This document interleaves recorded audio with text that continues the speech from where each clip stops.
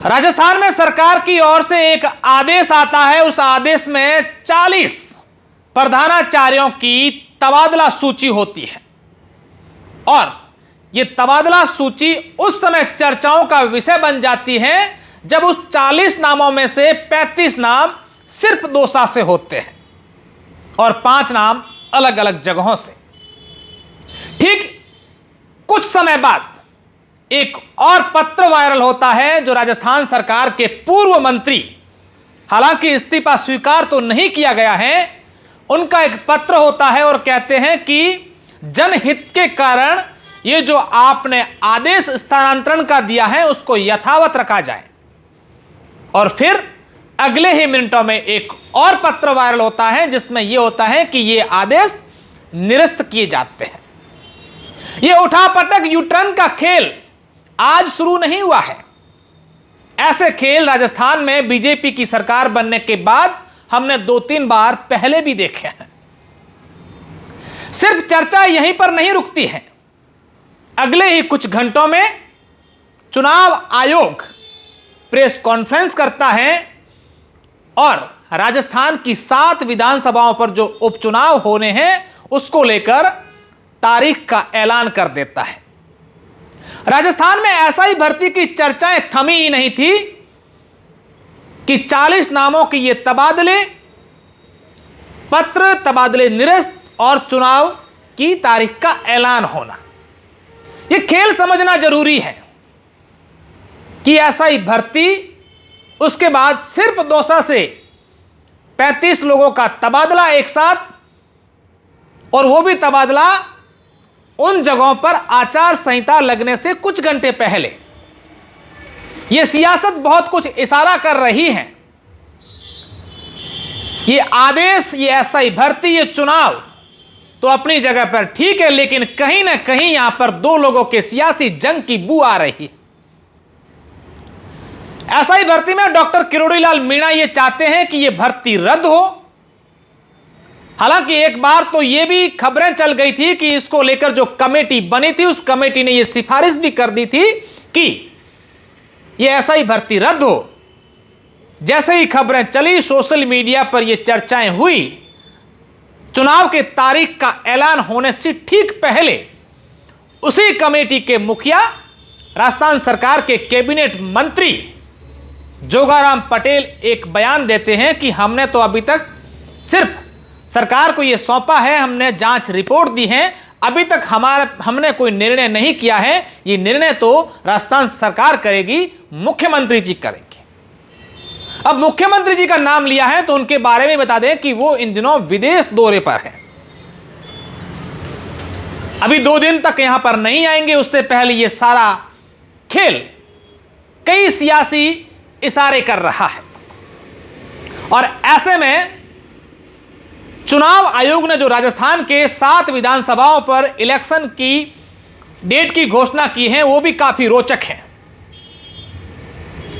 क्योंकि आप देखिए, आज 15 अक्टूबर हो गया है और 25 अक्टूबर जो है नामांकन दाखिल करने की अंतिम तारीख है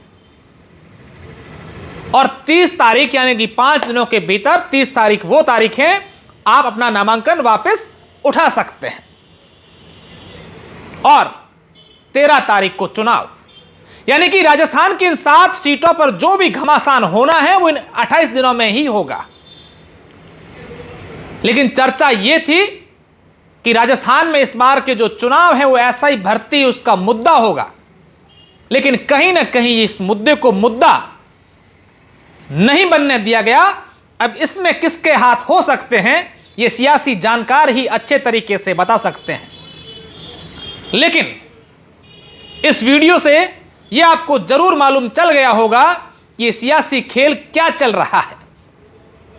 हालांकि हरियाणा के जो परिणाम आए हैं उसके बाद से बीजेपी इस बात को लेकर आश्वस्त है कि राजस्थान में इन 7 सीटों पर हम बाजी मार जाएंगे। ज्यादा नहीं तो कम से कम 4 सीटें तो हमें साफ तौर पर दिख रही है। लेकिन अगर किरोड़ी लाल मीणा को संतुष्ट नहीं किया गया तो यहां समीकरण बिगड़ सकता है। जिन 7 सीटों पर यह चुनाव हो रहे हैं उनमें किरोड़ी लाल मीणा का जो है दबदबा अगर कहा जाए तो 2 सीटों पर माना जा रहा है। हालांकि वो राजस्थान के एक बड़े लीडर हैं, उनका वर्चस्व पूरे प्रदेश में है, कई जगहों पर है, लेकिन विधानसभा चुनाव आते आते कई और नेता भी सक्रिय हो जाते हैं। यह देखने वाली बात होगी कि यह तमाम जो सियासी खेल राजस्थान में पिछले 1 महीने भर से चल रहा है, इस खेल का राजस्थान की इन 7 सीटों पर क्या असर रहेगा, यह एक बड़ा रोचक विषय है। एसआई भर्ती का भी खेल एक सियासी खेल, जो राजनीतिक जानकार हैं वो बताते हैं कि यह सिर्फ सियासी खेल था। डॉक्टर किरोड़ी लाल मीणा चाहते थे कि राजस्थान में एसआई भर्ती रद्द हो। कई लोगों ने यह भी कहा कि एसआई भर्ती में जो ईमानदार थे, जिन्होंने मेहनत करके पढ़ाई की है, जो लगे हैं, उनका क्या गुनाह है। फिर एक सूची आना, एक अखबार की खबर कटिंग वायरल होना, फिर से एक बयान आना, तमाम सियासी घटनाक्रम सिर्फ सियासी समझदार ही समझ सकते हैं। ऐसे में अब राजस्थान का हर व्यक्ति यही सोच रहा है कि जिस तरीके से यह सियासी उठापटक चल रही थी, ऐसे में इस तरीके से चुनाव की डेट का ऐलान हो जाना और एसआई भर्ती का रद्द नहीं होना किरोड़ी लाल मीणा के लिए 40 प्रधानाचार्यों का तबादला करना क्या संदेश देता है। क्या किरोड़ी लाल अपनी बात मनवाने पर सक्षम हो गए, या फिर यह तमाम एसआई भर्ती का रद्द नहीं होना, चुनाव आयोग की प्रेस कॉन्फ्रेंस से पहले 40 नामों की सूची आना और फिर सूची के बाद पत्र और पत्र के बाद उसी तबादले को यथावत रखना, यह अपने आप में सियासी समझदारों के लिए कई इशारे हैं और कई चर्चाओं का विषय है।